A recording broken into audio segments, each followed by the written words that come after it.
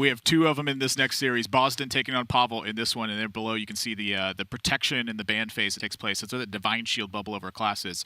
At the start of the match, you're going to protect one of your decks. It's ineligible to be banned, and then you ban one away from the opposing side. So for Bozzdton, he's protected his Priest. For Pavel, he has protected his Priest. Super common this week and not unexpected.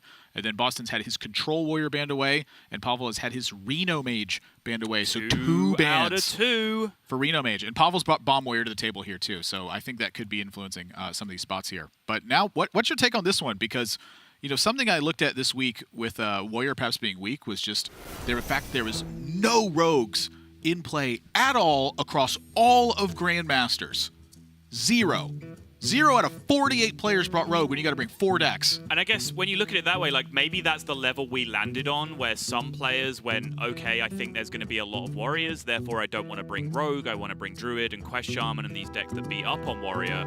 And the people who submitted Warrior didn't get to that next level, which is like, well, people are going to understand that and not bring Rogue, so suddenly Warrior loses one of its better matchups and it's in a rough position. And maybe that's where we ended up. But like on top of all that, Pavel was throwing a curveball and bringing the Bomb Warrior into proceedings alongside Combo Priest, where he is not playing the Bomb Sumdy at the top end. His curve ends at 4. Yep, that graphic that shows the key cards is incorrect. I had purposefully left out a third slot because my question is, where's the Bomb Sumdy? Yeah, we haven't seen. I think we might have got overruled on that somewhere along the lines because we haven't seen it yet. Where's the Bomb Sumdy? Yeah. Did. We were memeing. We left blank spots. Put his face on a milk carton. It's missing from Pavel's deck. We need to find him. Are you done?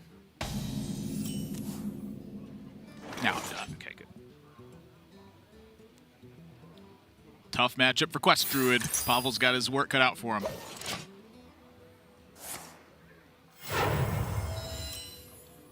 This is 2 matches in a row where we've had a pretty large deviation on Protect Priest. In America's region, it's largely been Protect Priest, queue up Priest. Like, almost without fail. Just get the mirror out of the way, game 1. It's the good deck. Yeah.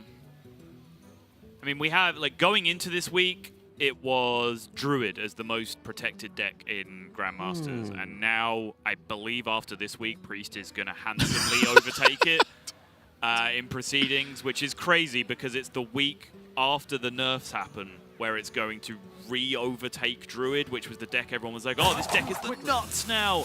Every other good deck got nerfed, so this is Druid's time to shine.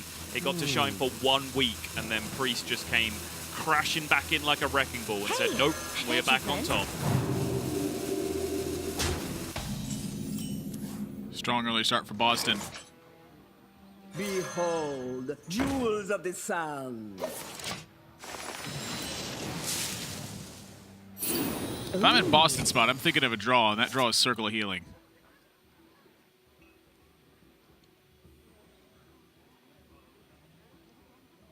I didn't think about that one. Kind of like it. I think I will... I'll trade card draws with Druid. Well, you could even just silence the Crystal Merchant, right? You could.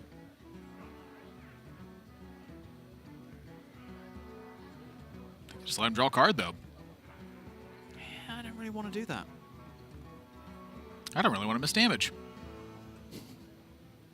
And I really want to draw cards. All right, how about we develop the Blade Master and silence the Crystal Merchant? Because then we're not missing damage. That's a lot more damage. Then we're loading that damage into next turn. All right, I'm convinced.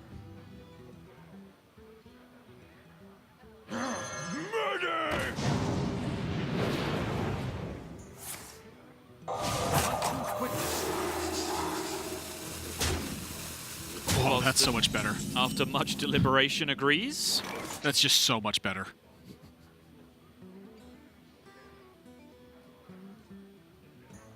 Damage is so good.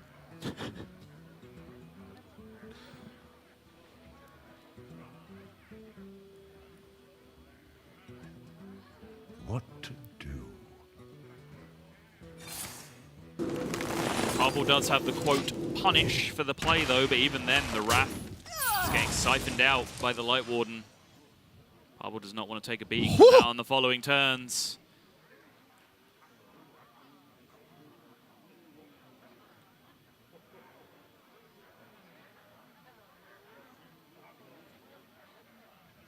Bozzzton does need to get going here sooner rather than later. Yeah. It's combo priest. Wonder. Damage plus damage. That's the combo. Next turn, Pavel most likely just going to draw another card with the Crystal Merchant, and then he's going to be in business. If you can find an Oasis Surger or a Starfall in the meantime. Let the pain speak to me. So Bozzzton is becoming concerned about the amount of gas that he's got. He's thinking about, I think, if Pavel takes a turn off to swipe as well. Sure. There is that Starfall.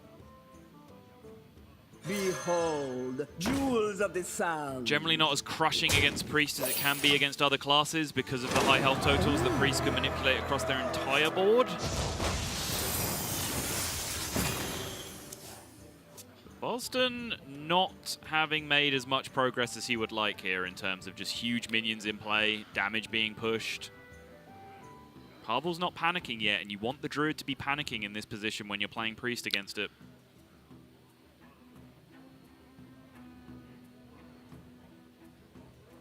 I must consider. Maximum 7 health can come down on that Blade Master this turn as well. Yeah, I was trying to think about the iteration here. If he had played extra arms the previous turn, he'd be able to get the injured up to 9, but that would still fall to the 2 Crystal Merchants and Starfall in that position. Yeah. So I still think he would end up in a bad spot because his turn 6 would be the Acolyte of Pain. However, you would have I gotten must consider. 2 plus 4 extra damage in this spot. You also find draws for like Circle of Healing to make the Blade Master enormous at that point. Yeah, it's true. I think I like the draw here from Bozzzton. I think he doesn't have a way to effectively play around Starfall unless he gets himself to like a Divine Spirit anyway. Right. Circle and Divine Spirit and such. And so as long as the Starfall gets pulled before you find the Bozzzton turn, I think that's really the key. I will take 10 health on my Blade Master, please. No? No! Yeah, I agree with this actually. I think you want to pull the Starfall in this position. And then play what? Well, you hope to draw something is what's going on. I guess if he makes a 10 health Blade Master, he's vulnerable to the Oasis Surge play anyway. Yes. Okay. Sure. Oasis Surger is always going to be the prime card you think of. And so that's really the telling story there. It got super highlighted by Pavel drawing it because it's something I should have just said ahead of time. But when you're playing against Druid, you're always thinking about Oasis Surger. Yeah, fair enough.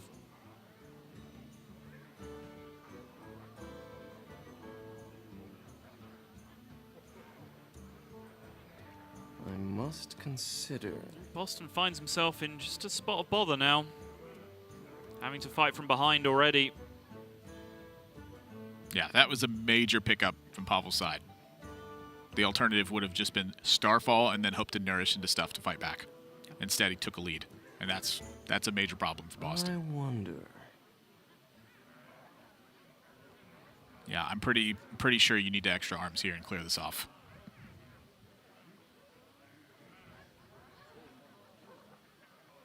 Oh, that's not a good feeling either, is it? Well, you have the Bozzzton next turn. Yeah. So you get to stick a 3-1 and you play Bozzzton with a Northshire Cleric in hand. Yep. It's the best you got. The fact you're just suiciding this more arms into a 5-4 from your opponent is still not a good feeling. I think you're okay with it based on the context of the hand you have. I think you are free to develop this Northshire Yeah, as I well. think this actually gets played for Is sure. someone injured? This makes Pavel worry again about the board position. I think very likely to... Free Nourish. Find himself a Wrath to go with this. Would be ideal.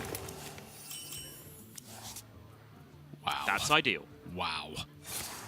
All right, well, we're going to see if Bozzzton can get the job done.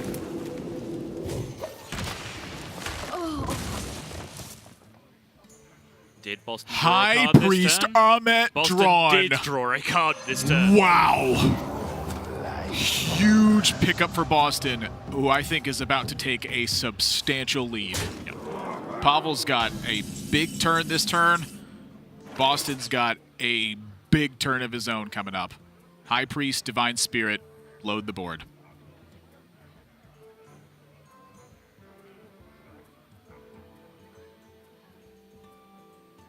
Pavel's instinct is Cenarius, and I'm inclined to agree with him.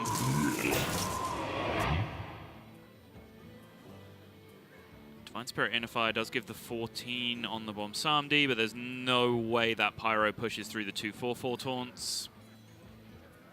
you'd have to take off too big of a turn, I think. I mean, if it just ended up being lethal, you do it, but it's not. Oh, I see what you're saying. You're talking about the lethal possibilities. Yeah. Okay. So he does actually have a way to push past with the Pyromancer, even despite the High Priest Amit turn, I think. 4, 5, 6, 7. No, he's mana off. What was the play that doesn't work? So I was looking at High Priest Beaming Sidekick on the Wild Pyromancer, and then you Divine Spirit the Amit. Wait, that does work, because then he gets to play another 1-drop to it. So you get a 7 health Beaming Sidekick. It ticks down to 6, and then the High Priest ticks to 13, and you play a 13 health 1-drop. That does work. Sure, but what's your goal with this play? What are you achieving? Push through the trees, open the trees up with Amit in priority in play. I think this is just stronger because more minions equals more minions. When you're describing it as pushing through, I would interpret that as the 7/7 hitting face, which it doesn't do, right? Yeah, I'm just trying to crack the taunts because more taunts in play equals less opportunities for lethal. Okay, good. We're on the same page. But, I mean, look at it. Yeah. It's beautiful. Pavel does have some strong, like, pretty big punch into this board on the other side, though. Like, this isn't a matchup where you have to hold flute for crazy combo stuff. It's like, do the most efficient things you possibly can every turn. Yep. So he gets 2 attacks here, 4, 7, and 6 to scythe into some of this. You can back that up with Swipe or Starfall. It's still just not enough. It's so much health. 49 health? Quick maths? I think that's right, yeah. So Swipe and Starfall would clear off the Amit. It puts 3 damage onto the side minions. The Bozzzton would die in the midst of that. You have a 4/1 taunt in play. Are you at risk of dying? Yes. Time waits for no one. But I think anything you do this turn, you're at risk of dying. That's what I'm thinking too. So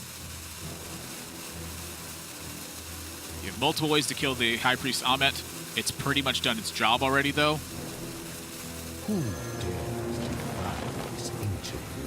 This is where I defaulted to just because of the 2 extra taunts that you get in play, and then you then just take it. Oh, I think he missed attacks. I think he missed attacks. He didn't miss the Scenarius attack, did he? No, he just missed the 6-3. Yeah, well, the Scenarius one's the most important one. Actually, see, this is one. Oh, okay, well, that's game. Yeah, this is way too much card draw. Yep. I mean, I can't even imagine what cards. Like, if I picked the bad cards from Bozzzton's deck, I think he still finds lethal. Is someone injured? I'm trying to work out if it's just lethal on board. I think it is. No, not quite. Just one awkward breakpoint on that current 6-3 taunt because of the Circle of Healing, healing it up afterwards. Yeah, but again, picture a sequence of draws that doesn't win the game. Yeah. The first 2 are not that. This is lethal. It just is. Deal with it. That being said, I would have liked to see Bozzzton do this a little bit quicker. I think that's one of the nitpicky things that you can talk about with him that he struggled with. Speed of play. Sure. There's a lot of animations going on. It just takes time, but he knows what's happening. That's the important part. What's happening? Oh, double inner fire. Okay, sure. 14 through, inner fire the Armet, trade through, inner fire the Light Warden for the 18. Find the lethal. It doesn't matter how ugly it looks, find it that turn. Yeah, I think he solved it in a pretty efficient way, is that he looked at his opponent's health total, it was 18, so he found a minion that he could make 18 health on and then used that to solve his lethal, which is a pretty sensible way of going about it. Yeah, I don't care how much he could have done that turn. Obviously, he could have done pretty much everything in the game possible, but find the 18, make it clean, least number of actions, make it as easy as you can. That's how you close games in tough spots like that where you're time pressured because of animation. So that's just the spot he was in. You know, Pavel missing the attack did it mean something there? I mean, Amit got to attack. It absolutely changes things. It would not have saved him from like a perfectly played turn. I don't think it. There's no way that happens. Just got in that one. Yeah. Priest versus Druid is extremely Priest favored. You have to check everything, take the lead, and then capitalize. If you don't do all of those things, you don't win.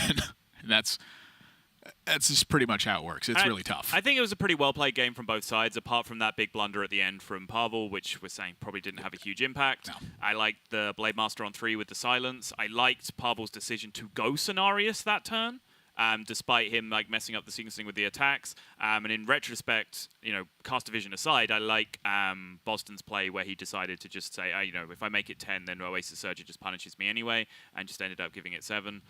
So I think it's a lot of little decisions on both sides that were played out pretty well, and I think that's important. That's what we're here to see. Yep, it's good recognition of very key turns that can swing the game wide open in one player's favor. So, going to a quick break, and when we come back, it's game number 2 of Pavel taking on Bozzzton in this one. Both of them looking to keep up some pretty good records they've had so far. Stay tuned.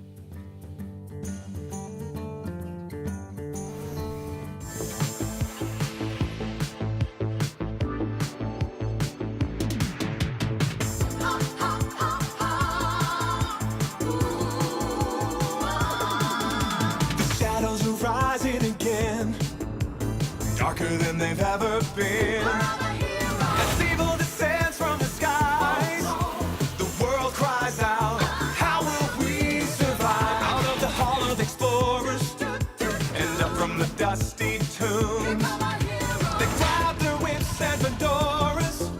These legends of the past know exactly what to do. There might be magic monsters, mummies in the markets, and ancient mysticism.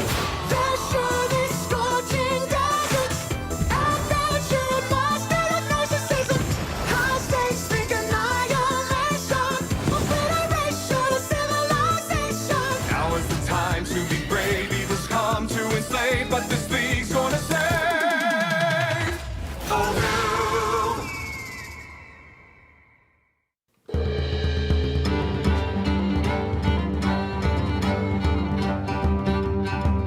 My name is Sam Braithwaite, and I'm the Senior Global Franchise Lead for Hearthstone Esports. This event was especially cool because it takes place right after the brand new expansion, Rise of Shadows. Historically in Hearthstone Esports, we do our big events like this towards the end of an expansion cycle. But we really wanted to shake things up and really showcase that not only is the world champion the person who can pilot the best decks, but also the person who, when presented with a brand new game, can put together the best decks leading into the World Championship. Cheers to you guys, the sold-out crowd here for the HCT 2019 World Championship.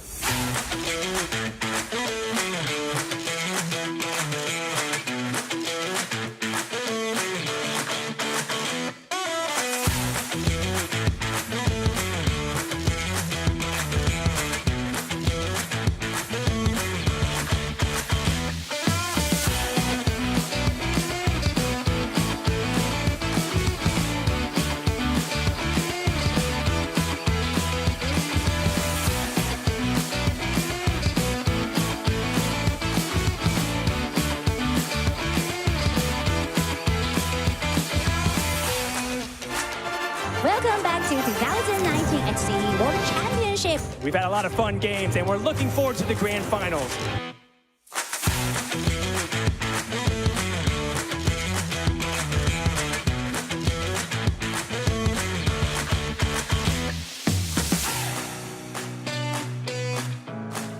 Showdown. Viper versus Hunter Ace. Only one can be the champion.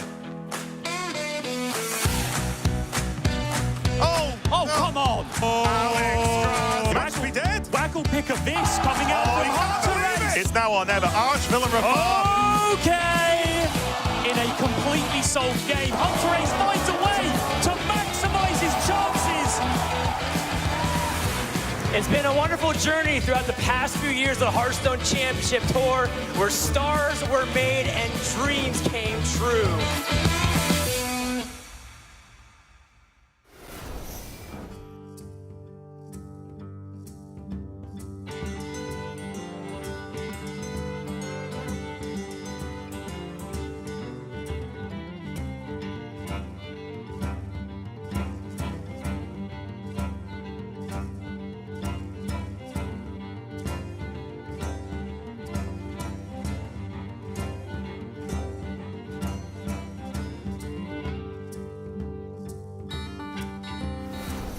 Spectacular Sunday on Hearthstone Grandmasters for the European region. I'm Nathan, that's Admiral Zamora.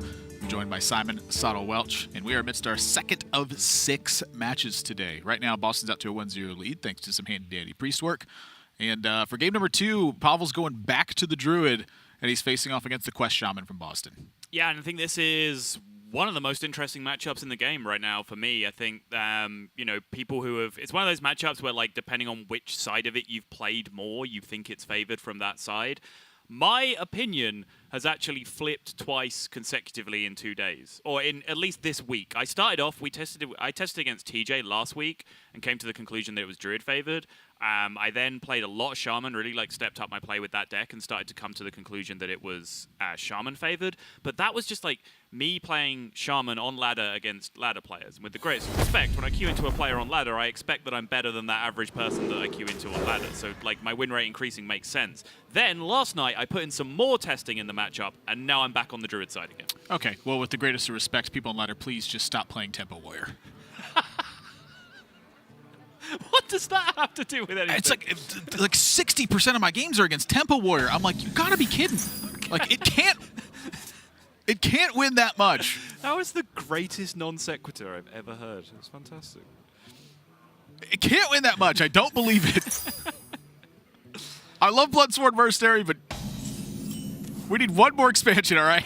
Okay. Next expansion. That's right. I'm calling it then. Tempo Warrior's gonna be back, baby.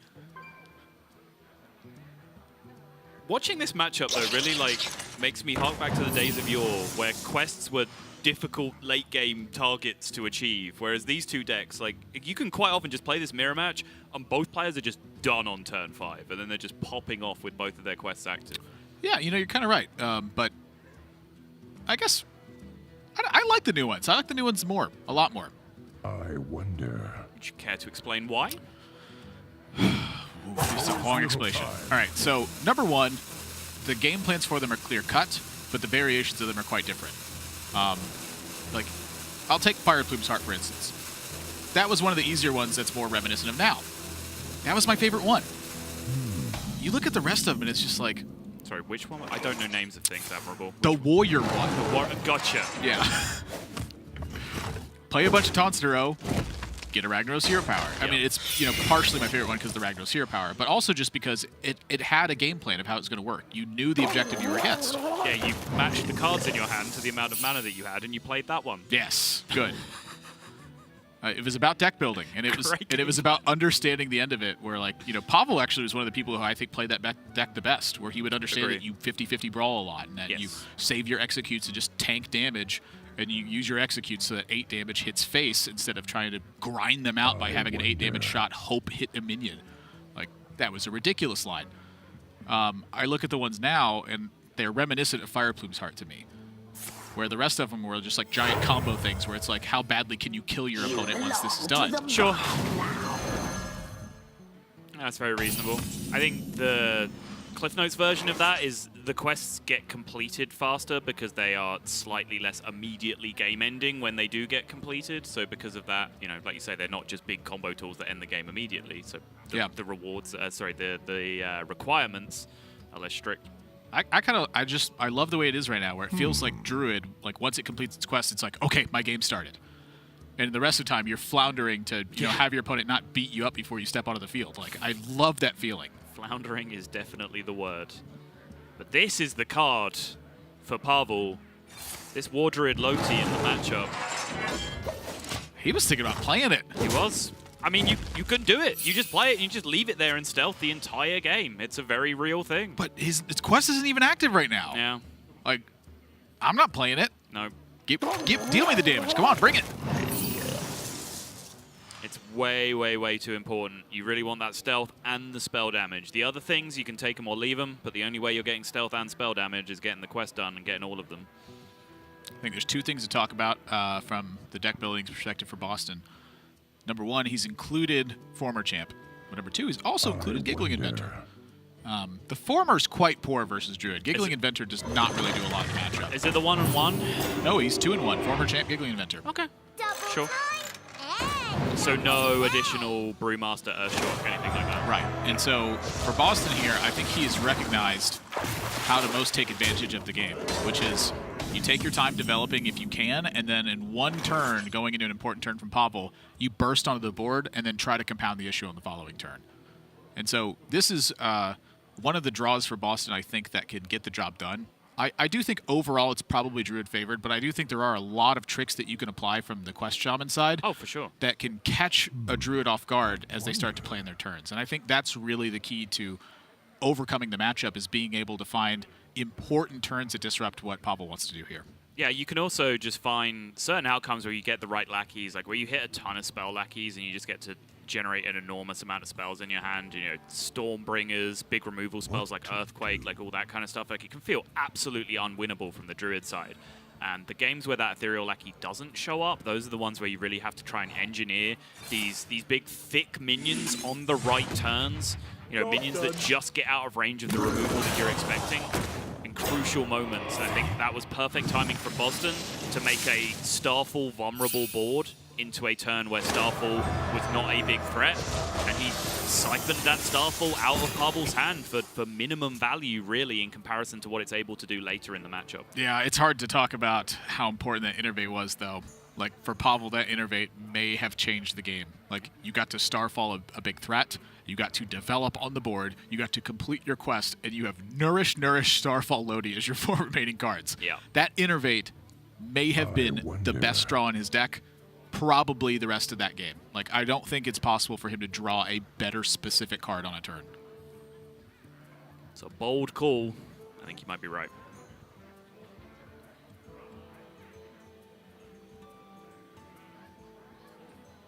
I mean, look at what trouble it's given Bozzzton now. Yeah.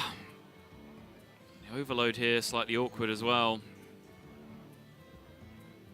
I love the combination of Bogslosher and Goblin Lackey in this deck. When you have those two together, you can bounce a double buff a huge minion back to your board and then rush it back out with the Goblin Lackey. Super powerful to create board swings. But I was going to say, because of the overload here, he's kind of limited in the way that he can respond to this board state. He just kind of has to commit. I'll be curious how Pavel responds to this as well. Well, I'm not anymore, but prior to this, you do have to fear the Mogu, not because it, obviously got evolved this turn or because it can be evolved, but if Bozzzton manages to evolve that, like, that could be one of the ways you fall out of the game. So when he draws the Wrath here, he knows exactly where his game plan's at. He's like, I don't care about the Mogu now. I'm going to have mana open for Starfall. I have the resources to handle it. It's a risk, but you know there's no mutate because it would have just happened last turn. Oh, yeah. And you know there's no lackeys in hand, so it'd have to be lackey generation into the 1 in 5 of the evolve lackey to really punish you for this, or top deck mutate. So I think it's a reasonable risk to take to just kill a superior minion on board. Yep, and for Bozzzton, that means take this time to thicken up the board.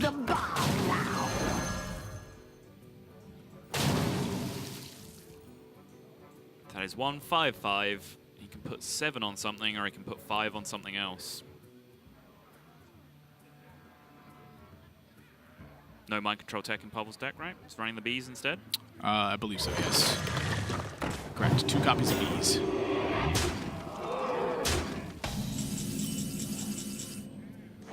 Anubis Defender right on time again.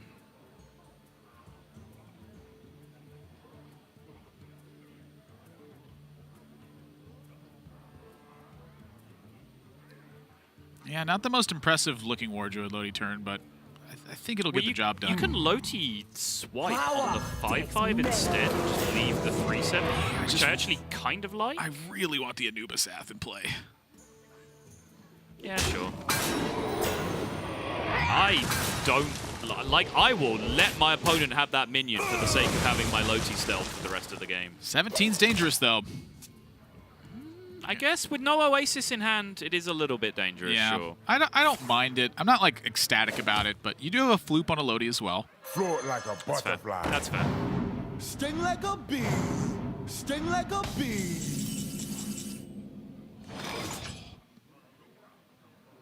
This is the worst feeling in the matchup when you just have to develop into a Loti. Just feels horrible. This is a major turn for Pavel.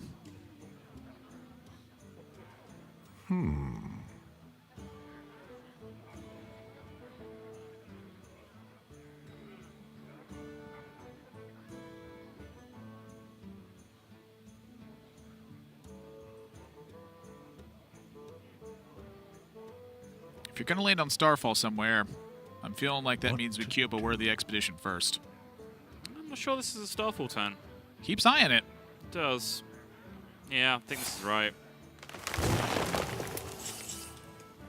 There's the security he needed. Waits for no one.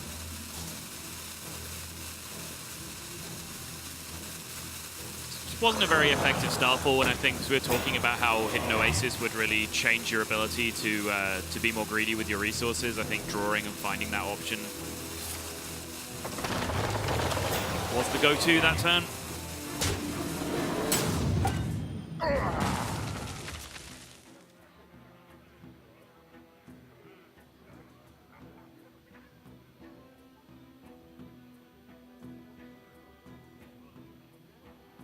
Whew, that's a tough turn from Bozzzton. Nothing's clean. Nope. Because Hero Power Sandstorm, that's pretty much his whole turn.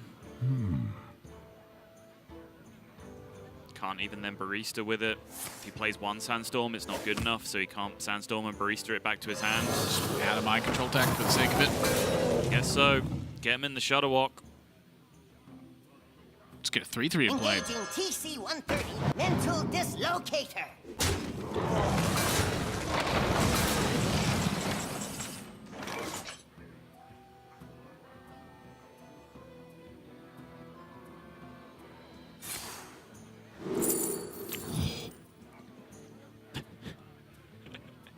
I don't react to these anymore because they're all great. Every single one is great.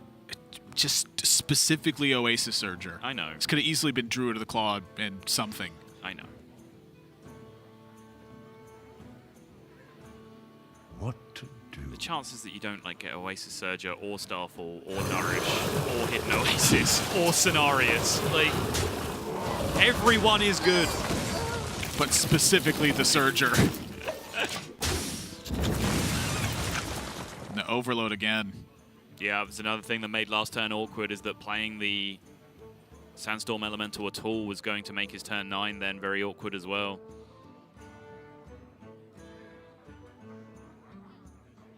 You did say earlier that Giggling isn't super effective in the matchup, and I agree with you in terms of, you know, it doesn't progress a win condition. You want to get ahead on board a lot of the time. You want to be pushing.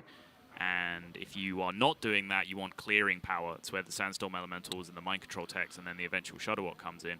It does buy a lot of time, though, when you need some time to find other options from your deck. Because this is a deck where one Novice Engineer draw can change the entire game.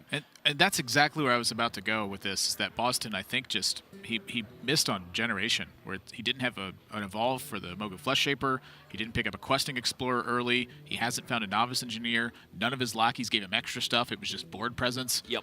And that's just not the order you needed. You need something to stick and lane a Barista if that's going to be your draw. Which, if that happens, that's usually enough. It's something I mentioned early on. It's a very different game when you get given the spell lackey every time. That suddenly becomes so simple to navigate.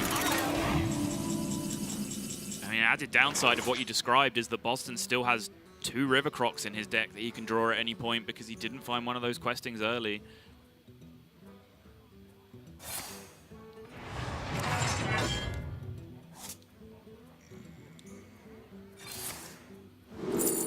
Yeah, you see, this is the one I was talking about. That's great! It's not nearly as good as just another Oasis Surger. It's not, you're right. I don't have the same reaction to this one. In fact, I'm quite upset with this now. Well, fine. You said there was always a Cenarius or an Oasis Surger or whatever. I did mention Nourish in that list, in my defense. No, you didn't. I did. Definitely no video evidence of that. Check the VOD. I did. I checked it just now. Oh, that was quick. Just got confirmation from our VOD detectives. They said Soddle's lying. VOD detectives. Yeah, I mean, why was that the phrase you came out with? I don't know. It sounded right. Time waits for no one. What would you call them? Probably just got word from our producer, because then people might believe that actually happened. I'm pretty sure VOD detectives are much more reliable sources of information. Behold, jewels of the sun. Yeah, I don't even want to innovate. Nope. I want my options. Well, there's some generation. You can play this, play a lackey, and then fill up his hand with the Barista afterwards. But the lackey two needs lackeys to... and do it. You can. can, yeah, you're right. Yeah, no, that was a huge draw for Bozzzton. Just miscounted mana there for a second. He can actually get back into this game, I think, because of that. Yep. Gets the perfect outcome in the spot he's in as well. 2 lackeys that affect the board, which is what he wants to do while he's making a pretty slow play.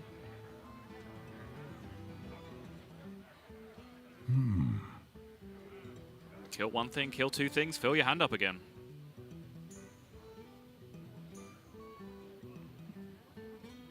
Do you ever forego the Goblin Lackey and kill all 3 things?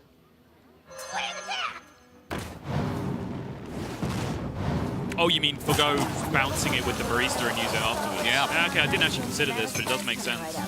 This almost fills up your hand. Yep. It's a lot of gas to work with now. Yep. I love it. Landed the spot. Very nice sequencing from Bozzzton there, too. I love to see that because that was a critical turn to get everything picture perfect. It was a really technical turn, yeah. I was even failing to account for the fact that he was going to get the Giggling Inventors back. I just didn't even consider that for some reason.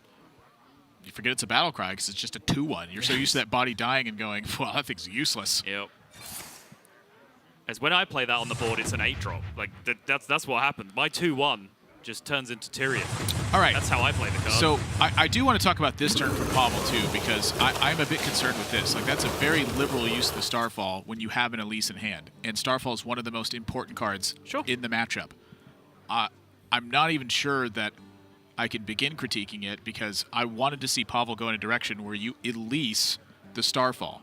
You Elise the Zephyrus because I think your game plan at this point is just eliminate everything they do and then land Nomis. So maybe not because of the Elise Nomi dynamic. Well, here's the other kicker, right? You know that your opponent has 2 Giggling Inventors in hand that you really want to be potentially using those Starfalls against in some spots. Just hoping that Zephyrus provides the right card against this. And now Zephyrus comes down as well, so that's not going to end up being Elise. Oh, he gets a This Blood one's used Knight. the flute version. You do get Blood Knight, yeah.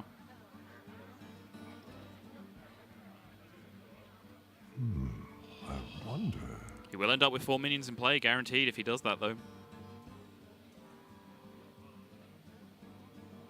At least. Your wish is my suggestion. 4 Divine Shields, sir. Thank you. The options that are like decent against this, I'm like, wow, these are all pretty good. Yeah. I kind of like the Dread Infernal. I'm kind of into that Cabal Shadow Priest. I am never into Cabal Shadow Priest. What? I hate that card. You know Oh, how yeah, much I hate I that remember card. this. You have a complex. It's not a complex. Your wish is my suggestion. Card sucks. Blood Knight again. I mean, you know your opponent has the Giggling Inventor. I think that's just right. Yep. It's a 15-15. Yeah, well, some of the time it's about to be Bozzzton's 15-15.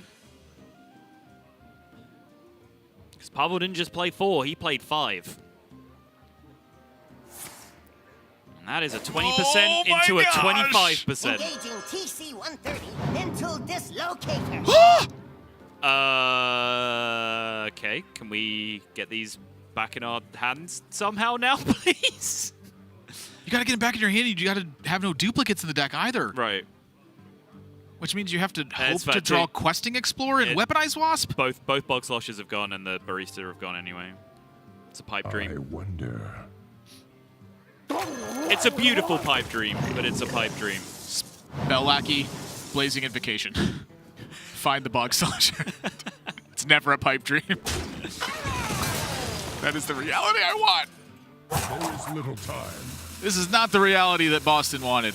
Nope. Double time and double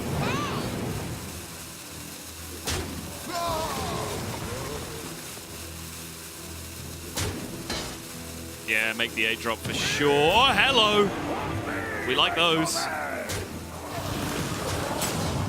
Not the cleanest turn from Bozzzton. I think, yeah, ran out of time at the end there. I think there was a couple of suboptimal decisions towards the end. I think I'd like to see the Divine Shield still on the Alec here just for the extra protection from this 15-15. He could have continued with his initial plan of using something else to take care of that 5-3 Oasis Surger. He just ran out of time. So much stuff going on that turn. This is Quest Shaman in a nutshell. So many decisions.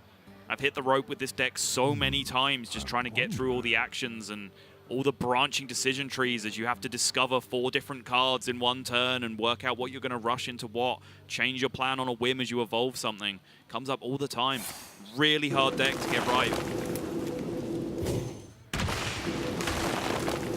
I will say, that turn was not right. Oh! Massive draw. Wait, what are you doing? What are you doing? Just not into 15ing his opponent. Deal 15. No, that is not okay. What is he fearing?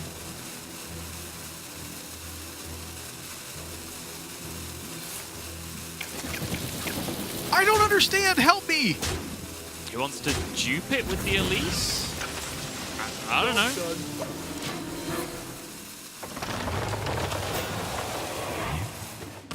Sign me up for dealing 15.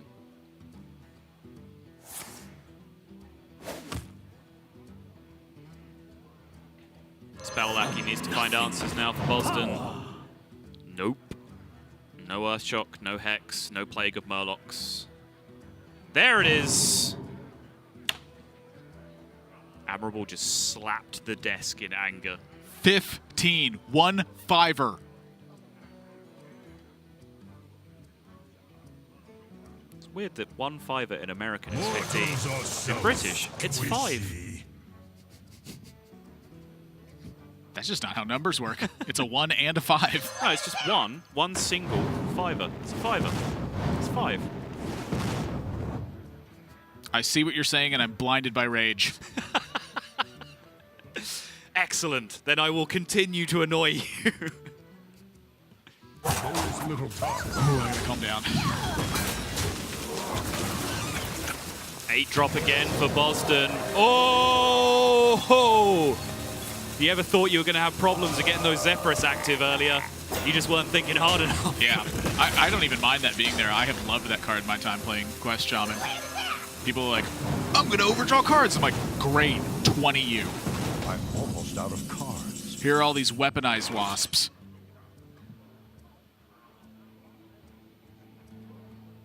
I will say Bozzzton is probably extremely interested in having his Shudderwock this game when it comes down to it. There's 2 mind control techs in there, which could be the big kicker, and a absolute flood of Annoyatrons. I wonder. So every other card in his deck, sure, I think he will happily burn them in order to fill up his hand. That's actually super important to note because he hasn't found a single faceless lackey this game either. Right. So you actually will fill the board with Annoyatrons. He has the champs from the former champ. His former champ, and he has 2 Bog Sloshers in the pool. Yeah. But still, that's a lot of attacks to get through. And so, you know, that's why Pavel wanted this, I think, the other Blood Knight, was to make sure that he has a way to push through in the instances where a bunch of Annoyatrons come down and you have a board full of 6/6s. Yeah, I mean, he knows that there's another Giggling Inventor in hand. He knows that there's a Shudderwock in deck somewhere. But it takes so long to manipulate. Like, you have to have board space to be able to do that. Right. Need a hand, Explorer? So it's become clear that Pavel's plan was to duplicate this 5/5 at some point.